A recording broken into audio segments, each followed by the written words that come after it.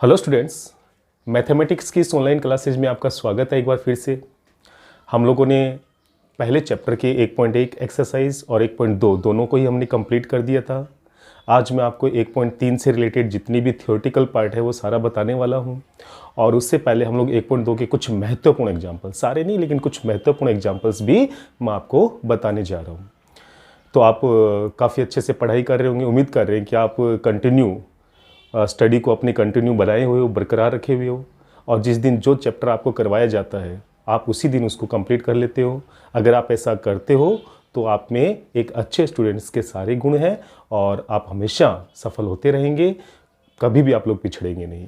तो चलिए बच्चों, आज हम शुरुआत करते हैं एग्जाम्पल नंबर 10 से, जो कि किसी बच्चे के द्वारा डाउट के माध्यम से। तो देखिए बच्चों, हम लोग कर रहे हैं यहाँ पे एग्जाम्पल नंबर 10। एग्जाम्पल नंबर 10 में हमें क्या दिया हुआ है कि यदि फलन f q से q में परिभाषित है और fx बराबर 2x दिया हुआ है, तथा g जो है वो भी q से q में परिभाषित है और gx बराबर x प्लस 2 के द्वारा ये परिभाषित है, तो हमें प्रूफ करना है कि गोफ का इनवर्स जो होता है वो f inverse of g inverse के इक्विवेलेंट होता है। हमने कल भी एक एक्सरसाइज के अंदर ऐसा क्वेश्चन किया था और ये एग्जाम्पल नंबर 10 भी उसी क्वेश्चन की तरह ही सोल्व होने वाला है।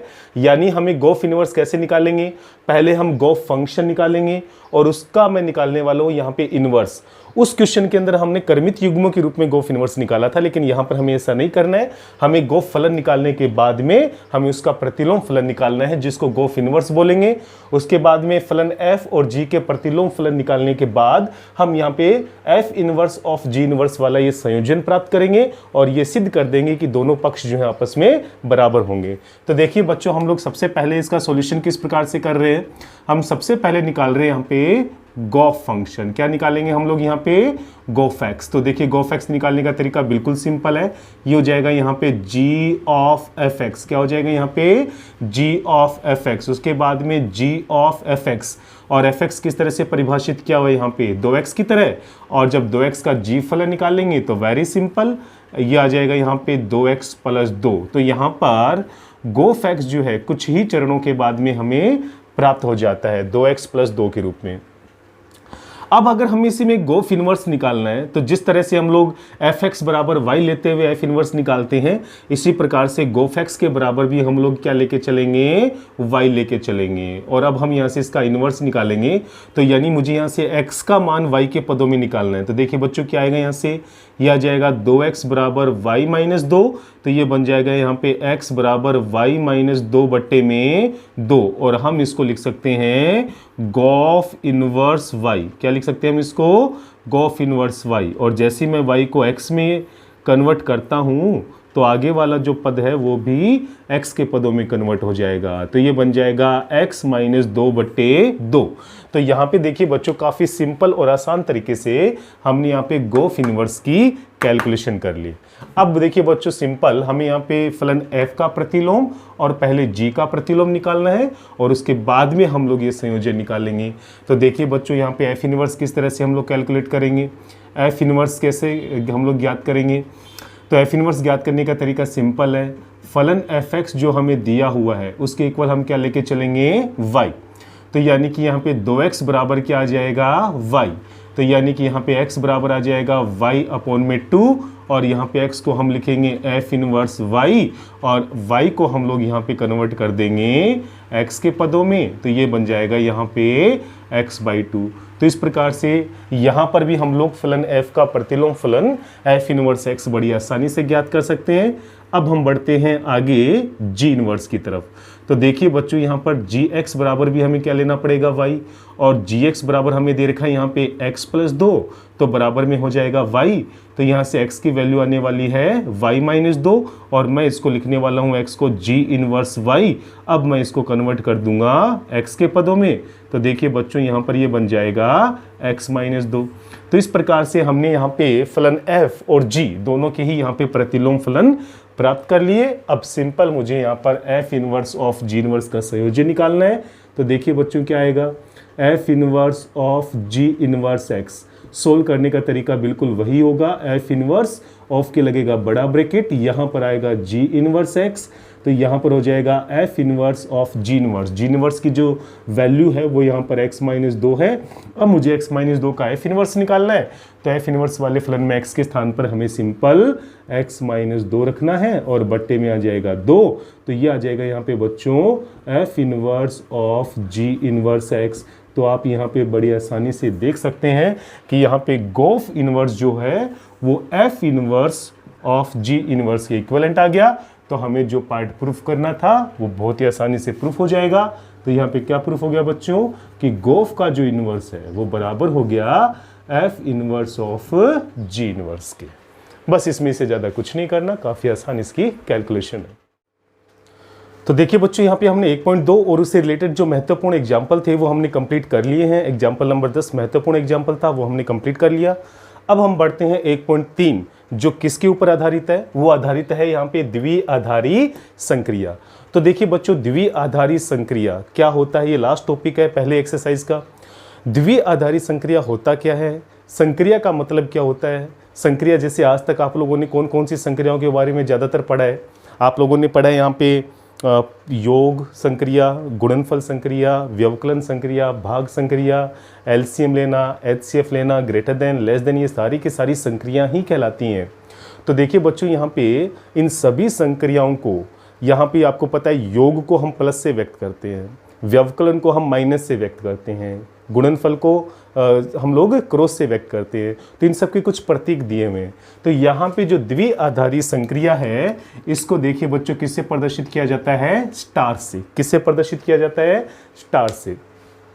स्टार क्या होता है यहाँ पे, ये कौन सी संक्रिया को इंडिकेट करता है, क्या ये योग को करता है, क्या ये व्यवकलन को करता है, ऐसा कुछ नहीं है। स्टार योग को भी कर सकता है, ये व्यवकलन को भी कर सकता है, ये भाग, गुणा, less than, greater than, LCM, HCF, ये किसी को भी व्यक्त कर सकता है। और इसका डिस्क्रिप्शन आपको हर बार क्वेश्चन में दिया हुआ मिलेगा कि संक्रिया स्टार जो है वो किसको व्यक्त कर रहा है, किस प्रकार ये दो अवयवों के बीच में संक्रिया को लगाएगा और क्या हमें आउटपुट वहां से प्रदान होगा। ये सारा आपको क्वेश्चन के अंदर दिया हुआ मिलेगा। लेकिन उससे पहले आपको समझना पड़ेगा कि ये संक्रिया जरूर है, लेकिन ये द्विआधारी है या नहीं है, इसका हमें कैसे पता चलेगा। तो देखिए बच्चों इसके लिए मैं आपको एक छोटा सा एग्जाम्पल के माध्यम से समझाऊंगा। जैसे मेरे पास यहाँ पे कोई समुच्चय है ए, और समुच्चय ए में अवयव है मेरे पास यहाँ पर 1 2 3 4 से लेकर यहाँ पर मेरे पास 15 तक की संख्याएं हैं। और इसी समुच्चय की दो संख्याओं, यानी एक संख्या मैंने ले ली ए और दूसरी ले ली बी, जो किसके अवयव हैं यहाँ पे, समुच्चय ए की ही दो संख्याएं हैं। उनके बीच में मैंने यहाँ पे एक संक्रिया लगाई, और संक्रिया चलो मैं यहाँ पे लगा लेता हूँ योग संक्रिया लगाता हूं। मैं यहां पे क्या लगा रहा हूं, योग संक्रिया लगा रहा हूं।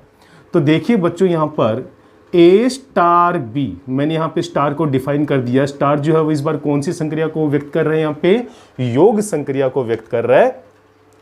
तो ये संक्रिया स्टार यहां पे द्विआधारी है या नहीं है, ये हमें किस प्रकार से पता चलेगा। तो देखिए बच्चों यहां पर ए और बी, आपको समुच्चय ए से दो संख्याएं लेनी है, उन दोनों के बीच में कोई संक्रिया स्टार, यानी कि जैसे आप दो अवयव लोगे आपको उन दोनों का योगफल करना है। तो ये संक्रिया स्टार जो है वो द्विआधारी संक्रिया कहलाएगी यदि संक्रिया लगाने के बाद में जो प्राप्त परिणाम है वो परिणाम भी जो है इसी समुच्चय का प्राप्त हो। अगर वो संक्रिया लगाने के बाद जो आउटपुट हमें प्राप्त होता है, जो परिणाम हमें प्राप्त होता है, अगर वो इस समुच्चय का नहीं है तो निश्चित तौर पे यहाँ पे संक्रिया स्टार जो है वो एक द्विआधारी संक्रिया नहीं कहलाएगी। इस केस में देखिए बच्चों, अगर मैं 1 में 2 को जोड़ता हूँ तो मुझे यहाँ पे 3 प्राप्त होगा। 3 निश्चित तौर पे इस समुच्चय का अवयव है। लेकिन अगर एक भी अपवाद यहाँ पे मौजूद है तो यहाँ पर ये संक्रिया स्टार द्विआधारी नहीं कहलाएगी।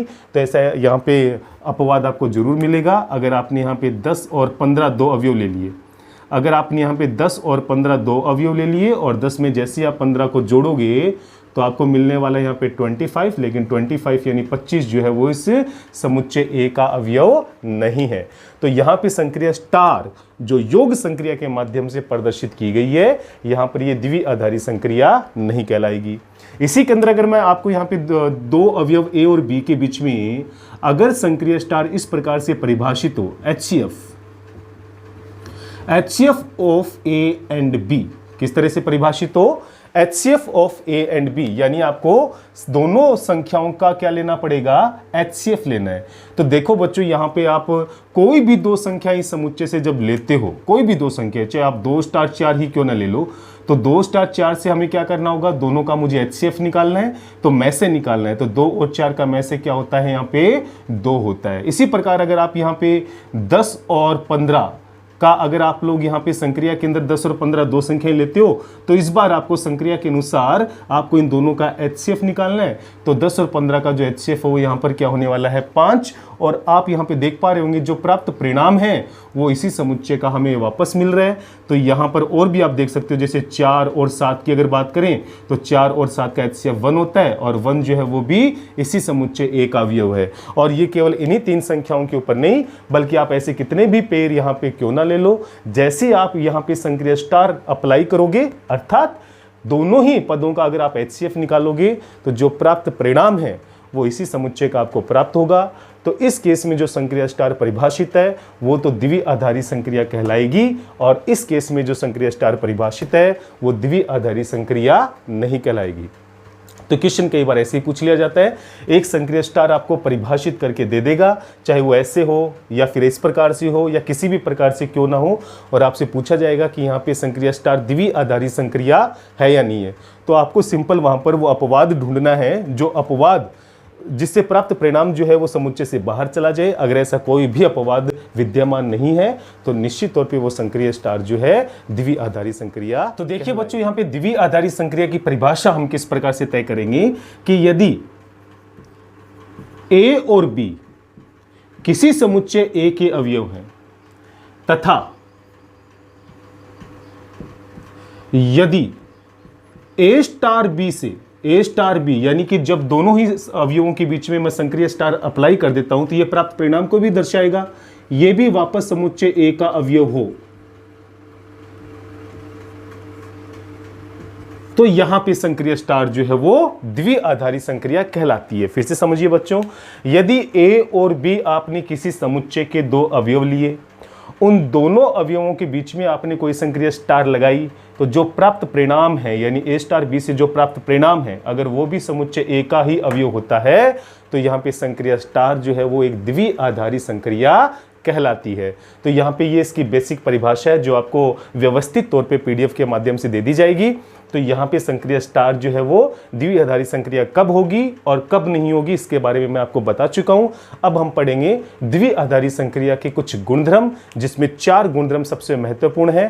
पहला गुणधर्म है यहाँ पे साहचर्यता, दूसरा है यहाँ पे क्रम विनिमयता, तीसरा है यहाँ पे तत्समक अवयव का अस्तित्व है, और चौथा होगा यहाँ पे प्रतिलोम फलन का अस्तित्व है, प्रतिलोम अवयव का अस्तित्व है। तो यहाँ पे हम चारों ही गुणधर्म के बारे में क्रमबद्ध तरीके से देखिए बच्चों, हम लोग यहाँ पे द्विवीय आधारित संक्रिया की 4 गुणधर्मों के बारे में हम लोग पढ़ने वाले हैं। क्रम विनिमयता, साहचर्यता, तत्समक का अस्तित्व है और प्रतिलोम का अस्तित्व है। और यहाँ पे द्विवीय आधारित संक्रिया को मैं कौन से सिंबल से इंडिकेट कर रहा हूँ, यहाँ पे स्टार से। तो देखिए बच्चों, कोई भी संक्रिया स्टार जो है वो क्रम विनिमय गुणधर्म का पालन करेगी, कम्यूटेटिव प्रॉपर्टीज को फॉलो करेगी, यदि A स्टार B बराबर हो जाए B स्टार A के, जहां पर A और B किसी समुच्चय A के अवयव हों। तो देखिए बच्चों, यहां पे क्रम विनिमय गुणधर्म क्या दर्शाता है कि किसी संक्रिया स्टार का जो है वो क्रम विनिमय गुणधर्म का पालन करेगी यदि किसी समुच्चय A के दो अवयव A और B हम लोग लें और हमें A स्टार B और B स्टार A जो है आपस में बराबर प्राप्त हो जाए, तो यहां पे ये संक्रिया स्टार जो है वो क्रम विनिमय नियम का पालन करती हुई दिखाई देगी। फॉर एग्जाम्पल, योग संक्रिया जो होती है वो हमेशा क्रम विनिमय नियम का पालन करती है, क्योंकि इस केस में 3 + 2 भी 5 होता है और 2 + 3 भी 5 होता है। तो यहां पे योग संक्रिया हमेशा ही क्रम विनिमय गुणधर्म का पालन करती है। इसी प्रकार से जो गुणन संक्रिया है वो भी हमेशा क्रम विनिमय नियम का पालन करती है, क्योंकि 3 दूआ 6 होते हैं और 2 तिया भी 6 होते हैं। लेकिन व्यवकलन यानी कि घटाओ और भाग की जो संक्रिया है वो कभी भी क्रम विनिमय गुणधर्म का पालन नहीं करती है। अब देखिए बच्चों, यहाँ पे साहचर्यता की बात करें। साहचर्यता के लिए मुझे यहाँ पे समुच्चय ए के 3 अवयव लेने पड़ेंगे, ए, बी और सी। जैसा साहचर्यता मैं आपको पहले भी फलन के बारे में बता चुका हूं कि साहचर्यता गुणधर्म किसको प्रदर्शित करता है। तो कोई भी संक्रिया स्टार यहाँ पे साहचर्य गुणधर्म का पालन करती है यदि ए स्टार बी स्टार सी बराबर हो जाए ए स्टार बी और स्टार सी के, जहां पर ए बी सी जो है, जहां पर ए बी सी जो है वो किसी समुच्चय ए के अवयव हैं। ध्यान रहे, यहां पे केवल आपको एक ही समुच्चय दिया जाएगा। ऐसा संभव नहीं है कि अलग अलग अवयव जो हम लोग ले रहे हैं ए बी सी वो अलग अलग समुच्चय से हो। तो यहां पे देखिए साहचर्य गुणधर्म क्या होता है, कोई भी संक्रिया स्टार साहचर्य गुणधर्म का पालन करेगी यदि ए स्टार बी स्टार सी, यानी यहां पे मुझे पहले बी स्टार सी को सोल्व करना है और उसके बाद में ए के साथ उसकी संक्रिया लगानी है, बराबर हो ए स्टार बी स्टार सी, यानी मुझे यहां पहले ए स्टार बी को सोल्व करना है और जो परिणाम आएगा उसका सी के साथ संक्रिया लगानी है, और दोनों ही पक्ष आपस में अगर आते हैं बराबर तो वो यहां पे साहचर्य गुणधर्म का पालन करेगी। तो यहां पे योग और गुणनफल संक्रिया जो है वो निश्चित तौर पे साहचर्य गुणधर्म का पालन करती है, और व्यवकलन और जो भाग संक्रिया है वो कभी भी साहचर्य गुणधर्म का पालन नहीं करती है। अब हम बात करते हैं यहाँ पे तत्समक अवयव की। तत्समक अवयव, तो देखिए बच्चों, तत्समक अवयव का मतलब क्या होता है। जैसे मैंने यहाँ पे कोई एक अवयव लिया ए जो कि समुच्चय ए का अवयव है, तथा इसी प्रकार मैंने एक अवयव ई भी लिया जो कि समुच्चय ए का अवयव है।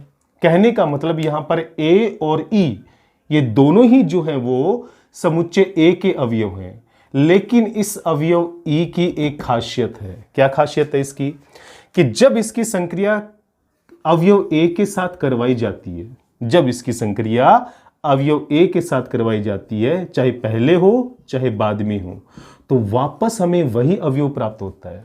हमें क्या प्राप्त होगा, वापस हमें वही अवयव प्राप्त होता है। तो यहां पे जो अवयव ई है वो यहां पे इस अवयव ए का तत्समक अवयव कहलाता है। फिर से समझ लीजिए बच्चों, कोई भी अवयव तत्समक अवयव कहलाता है। किसी भी संक्रिया के लिए तत्समक अवयव का अस्तित्व तब माना जाता है जब आप उस अवयव की संक्रिया किसी भी अवयव के साथ करो, उस समुच्चय के किसी भी अवयव के साथ करो और परिणाम स्वरूप आपको वापस वही अवयव प्राप्त हो जाए। तो यहाँ पे संक्रिय जो यहाँ पे जो वो अवयव है, जैसे मैंने यहाँ पर ई लिया है, ये तत्समक अवयव कहलाता है। फॉर एग्जाम्पल, योग संक्रिया के लिए शून्य जो होता है वो हमेशा तत्समक अवयव को प्रदर्शित करता है। क्यों?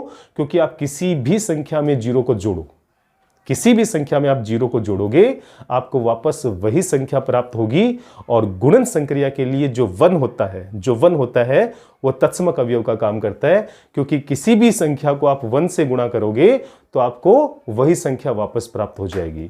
तो यहां पे योग संक्रिया के लिए तत्समक अवयव का काम करेगा 0 और गुणन संक्रिया के लिए तत्समक का काम करेगा 1। और बाकी यहां पे जिस प्रकार से संक्रिया परिभाषित होगी उसके अकॉर्डिंग हमें इस फॉर्मूले की सहायता से तत्समक अवयव जो है प्राप्त करना होगा, जो हम आगामी क्वेश्चंस के अंदर देखने वाले हैं। अब बच्चों हम लोग बात करते हैं प्रतिलोम अवयव की। प्रतिलोम अवयव का मतलब क्या हुआ, जैसे हमने यहां पे ऊपर तत्समक अवयव निकाल लिया, अब हमें निकालना है प्रतिलोम अवयव। तो देखिए बच्चों, प्रतिलोम अवयव में वही चीजें हैं। अगर कोई ए जो है समुच्चय ए का अवयव है और एक अवयव बी भी समुच्चय ए में इस प्रकार से है कि यहां पे ए स्टार बी करो या फिर आप बी स्टार ए करो, ए स्टार बी करो चाहे बी स्टार ए करो, और आपको यहां पे तत्समक अवयव प्राप्त हो जाए। क्या प्राप्त हो जाए? ई प्राप्त हो जाए, तत्समक अवयव प्राप्त हो जाए।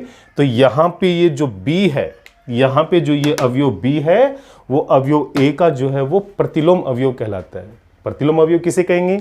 अगर यहां पर ए किसी समुच्चय ए का अवयव है और बी भी उसी समुच्चय ए का अवयव है, और अगर हमने ए और बी की संक्रिया ली जो क्रम विनिमय नियम का पालन करती है और प्राप्त परिणाम जो है वो हमें तत्समक अवयव यानी उस संक्रिया का मुझे तत्समक अवयव प्राप्त हो जाता है, तो मैं यहां पे उस अवयव यानी कि बी को अवयव ए का प्रतिलोम अवयव कहूंगा।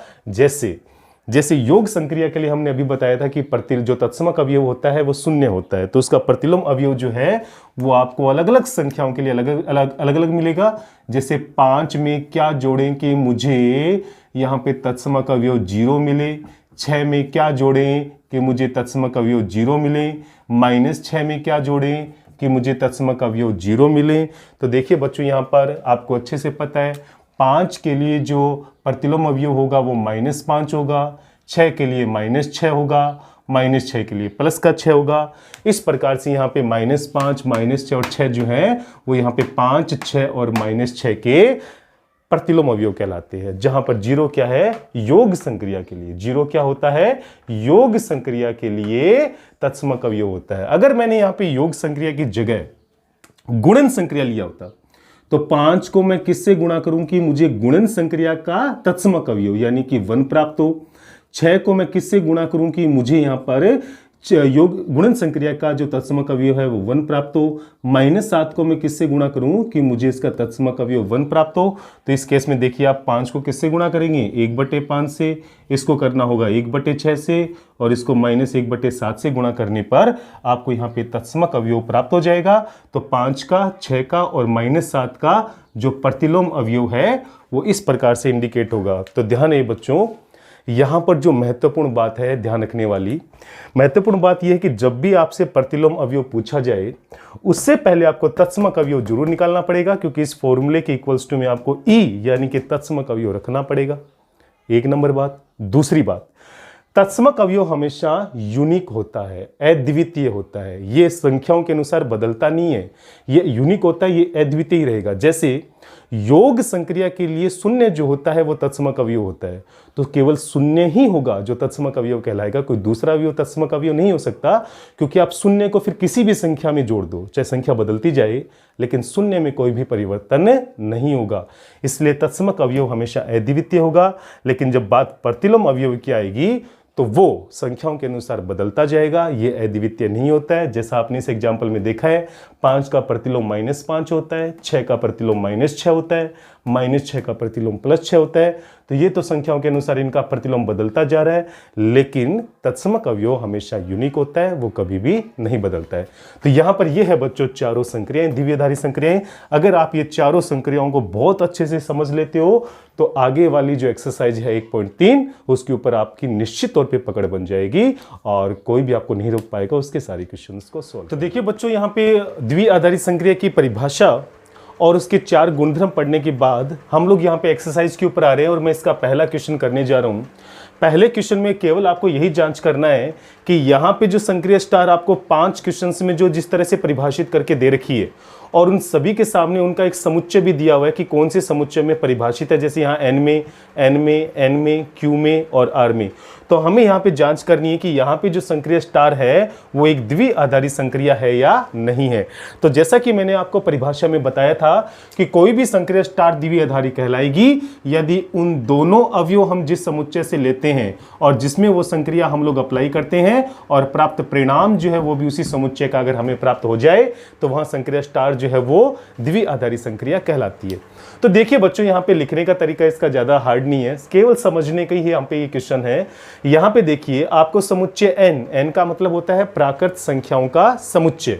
आपको प्राकृत संख्याओं के समुच्चय में से कोई भी 2 संख्या लेनी है a और b के रूप में, a और b के रूप में लेनी है। जैसे कि मैंने यहाँ पे ले लिया a की वैल्यू ले ली यहाँ पे 2 और b की वैल्यू मैंने ले ली यहाँ पे 5। मैं केवल आपको यहाँ पे एग्जांपल के माध्यम से समझा रहा हूँ, जरूरी नहीं है कि 2 और 5 ही लिया जाए, आप इसके अलावा भी कुछ ले सकते हैं। और जैसे ही आप यहाँ पे 2 स्टार 5 निकालेंगे तो देखिए बच्चों, रूल के अनुसार a स्टार b वापस a प्राप्त होता है, a स्टार b से हमें वापस पहला ही अवयव प्राप्त होता है। तो यहाँ पे 2 स्टार 5 से मुझे 2 ही प्राप्त होगा। और 2 बताइए क्या यहाँ पे प्राकृत संख्या का समुच्चय में आता है कि नहीं आता है? बिल्कुल आता है, क्योंकि जब हमने a और b की वैल्यू ही प्राकृत संख्या से ली है तो जो प्राप्त परिणाम 2 है वो भी प्राकृत संख्या का ही अवयव है। इस वजह से यहाँ पे प्राप्त परिणाम प्राकृत संख्या का अवयव होने से संक्रिया स्टार जो है वो द्विआधारी संक्रिया कहलाएगी। आप यहाँ पे कोई भी 2 संख्या प्राकृत संख्या से ले सकते हैं, कैसी ही 2 संख्या ले सकते हैं, कैसा ही एग्जाम्पल आप यहाँ पे सेट कर सकते हैं। लेकिन जब भी आप यहाँ पे ये संक्रिया अप्लाई करोगे तो प्राप्त परिणाम जो है वो आपको हमेशा ही प्राकृत संख्याओं के समुच्चय से प्राप्त होगा। अतः पहले क्वेश्चन के अंदर ये संक्रिया स्टार जो है वो द्विआधारी संक्रिया है। तो लिखने का तरीका इसका सिंपल होगा कि यहाँ A B belongs to N के लिए, यानी ए और बी जो दो संख्याएं हमने प्राकृत संख्याओं के समुच्चय में से ली है के लिए ए स्टार बी यानी जो प्राप्त परिणाम है जो किसके रूप में प्राप्त हुआ था, ए के रूप में, वो भी समुच्चय ए से प्राप्त, समुच्चय एन से प्राप्त होता है। अतः यहाँ पे संक्रिया स्टार द्विआधारी संक्रिया होगी।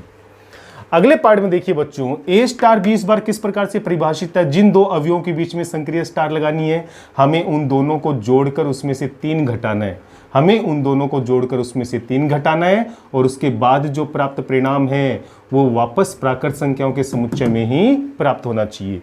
देखिए बच्चों, प्राकृत संख्या 1 से लेकर अनंत तक चलती है। अगर एक भी अपवाद ऐसा विद्यमान हो जो इस परिणाम को प्राकृत संख्या से बाहर ले जाए, एक भी अपवाद, तो यहाँ पे संक्रिया स्टार जो है वो द्विआधारी संक्रिया नहीं कहलाएगी। तो हमें केवल वही अपवाद ढूंढना है। और देखिए मैं यहाँ से वो अपवाद कहाँ से लेके आता हूँ। मैं सेकंड पार्ट के अंदर मैंने यहाँ पे ले लिया, मैंने यहाँ पे मान लिया ए जो है वो तो है 1, बी जो है वो है 2 और सी मैंने ले लिया यहाँ पे 3। ये तीनों ही जो है वो प्राकृत संख्या के समुच्चय से ली गई 3 संख्याएं हैं। और जैसे ही मैं यहाँ पे, माफ कीजिए, यहाँ पे सी नहीं लेना है, केवल आपको 2 ही संख्या लेनी है, ए और बी। ये दोनों ही संख्याएं जो है वो समुच्चय ए एन से ली हुई 2 संख्याएं हैं। और जैसे मैं इन दोनों के ऊपर ये संक्रिया अप्लाई करता हूं तो रूल के अनुसार मुझे इन दोनों संख्याओं को जोड़कर उसमें से 3 घटाना है।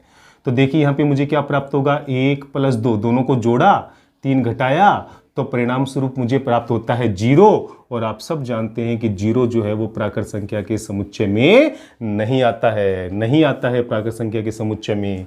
अतः यहाँ पे ये एग्जाम्पल जो है वो इस संक्रिया स्टार को द्विआधारी होने से रोक देगा। यही एक अपवाद यहाँ पे विद्यमान है कि यहाँ पे संक्रिया स्टार जो है वो द्विआधारी संक्रिया नहीं कहलाएगी, भले ही वो बाकी सभी संख्याओं के लिए आपको प्राप्त परिणाम समुच्चय में से प्राप्त क्यों ना हो, लेकिन एक अपवाद काफी है उसको द्विआधारी संक्रिया की कैटेगरी से बाहर करने के लिए।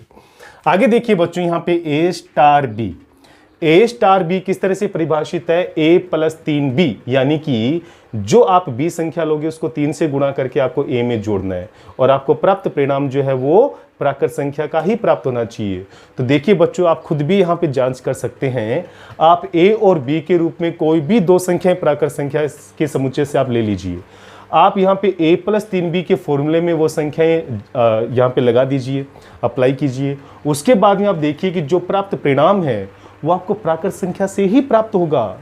जैसे आप कोई भी 2 संख्या लेके देख लो और आप a की जगह वो पहली संख्या और b की जगह वो दूसरी संख्या रखकर आप इसको सोल्व करो a + 3b को, और आप देखोगे कि जो प्राप्त परिणाम है वो प्राकृत संख्या के समुच्चय से ही प्राप्त हो रहा है। तो यहां पर ये रूल जो है वो वापस फॉलो हो जाएगा। अतः इस केस में, तीसरे केस में संक्रिया स्टार जो है वो द्विआधारी संक्रिया को फॉलो करेगा। चौथे पार्ट के अंदर देखिए, इसका जो 4th पार्ट है, क्या यहां पर कोई अपवाद ऐसा है जो यहां पे इस संक्रिया स्टार को द्विआधारी होने से रोके। ए और बी आपको क्यू में से, समुच्चय क्यू में से आपको कोई 2 संख्या लेनी है और समुच्चय क्यू का मतलब होता है परिमेय संख्याओं का समुच्चय।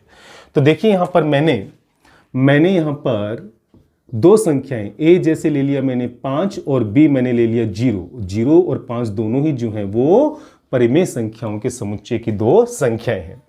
जैसे ही मैं रूल के अनुसार इन दोनों संख्याओं के ऊपर संक्रिया स्टार अप्लाई करता हूं तो ए स्टार बी कैसे परिभाषित है कि ए में बी का भाग देना है।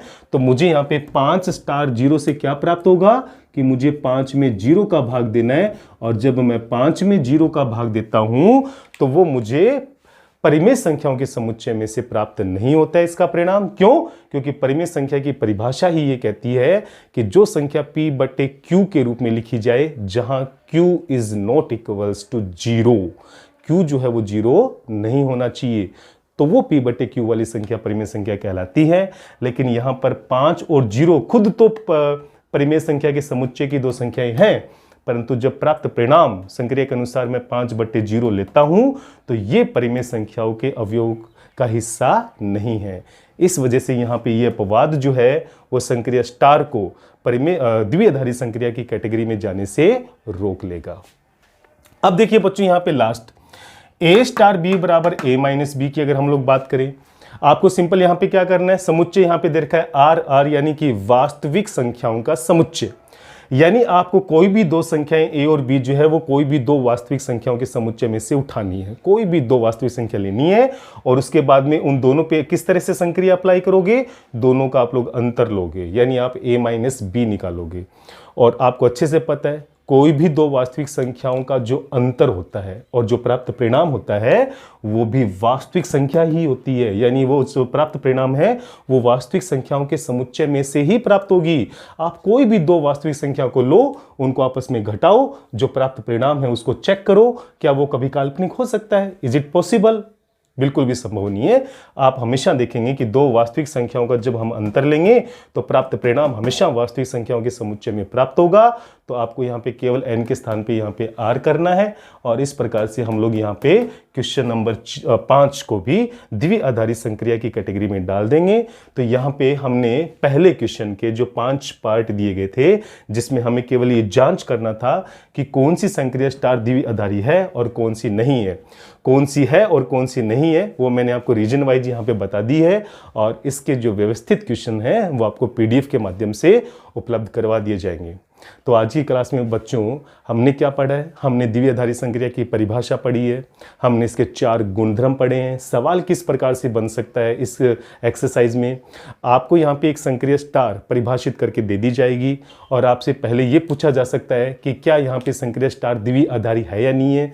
अगर द्वि आधारी है तो आप इसके 4 पार्ट यानी कि इसके गुणधर्म यानी कि क्रम विनिमयता, सहचर्यता, तत्समक अवयव और प्रतिलोम अवयव यदि हो तो वो ज्ञात कीजिए।